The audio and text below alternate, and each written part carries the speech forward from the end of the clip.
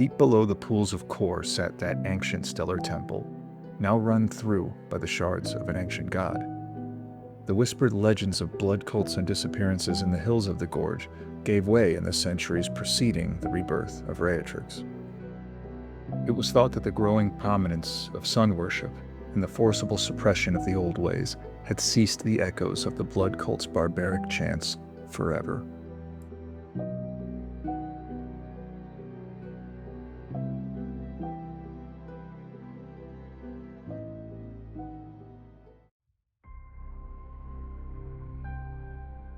In truth, the blood cults were drawn to that red voice in the temple, taken deep into the earth via long hidden entrances below the bergs.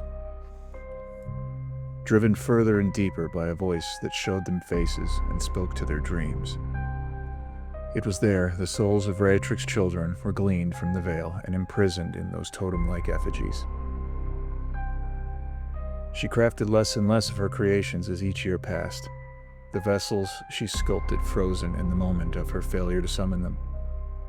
Feeling abandoned by her god and incapable of sharing this pain with even those closest to her, Rheatrix slipped slowly into despair. The Devourer sought her divine vessel for its own, and so stoked her truest, oldest fear, that one day she would be alone again, surrounded by the motionless faces of those she was powerless to save.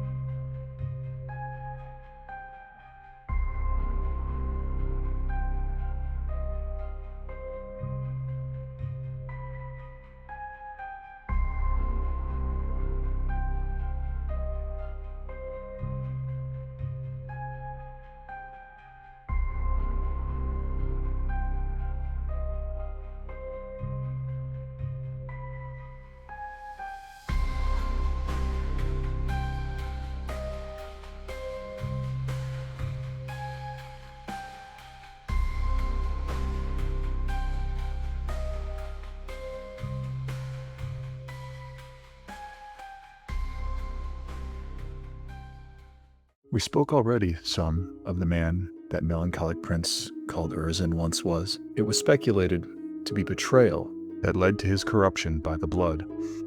Who else but one he trusted could have gotten close enough to wound that transcendent warrior?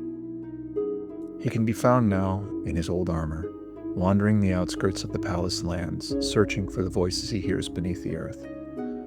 His hatred for the cult and what made them must have come as an abrupt and life-ending shock to those he found worshipping the blood glass.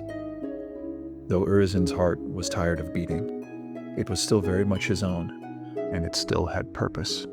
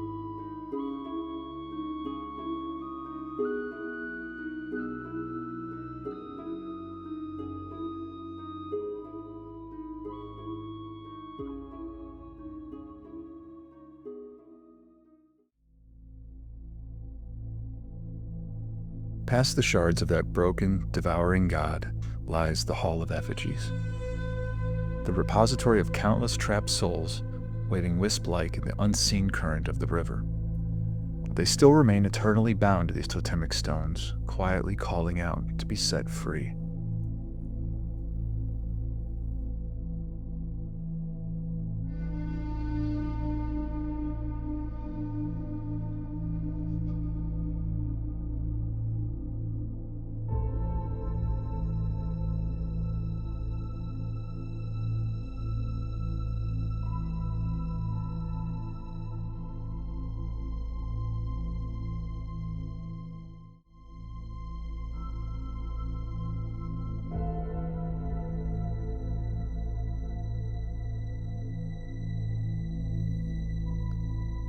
Not content with the plodding pace of their dark work, the cult carved crude, primitive faces as soul traps into the rock walls, a desperate bid to ready the queen for the coming day of darkness, when the sun would shatter, all oaths would be abjugated, and she would know eternal silence. If Raetrix were to ever discover this place, even in her corrupted state, her rage would be endless.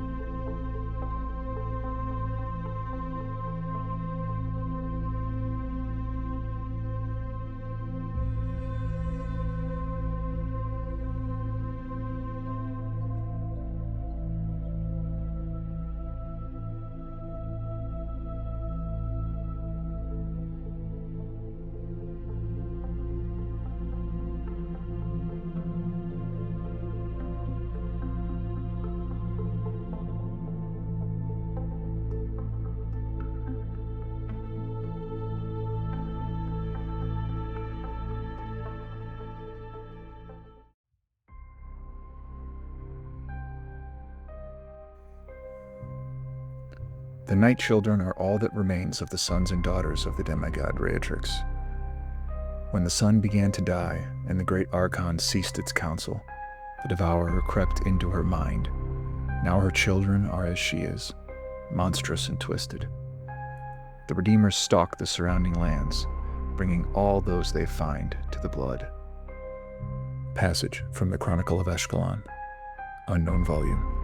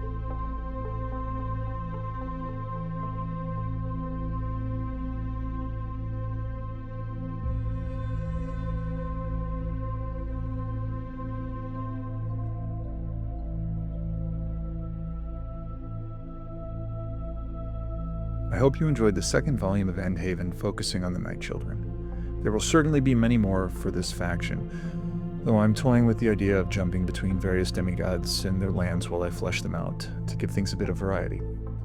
For the next volume, though, I'll finish out more creatures and characters for the Night Children, as well as a few more segments of the Corrupted Star Temple and the Harpy Forest outside of the palace walls. Like and subscribe if you enjoyed the video, and I hope to see you again soon. Take care.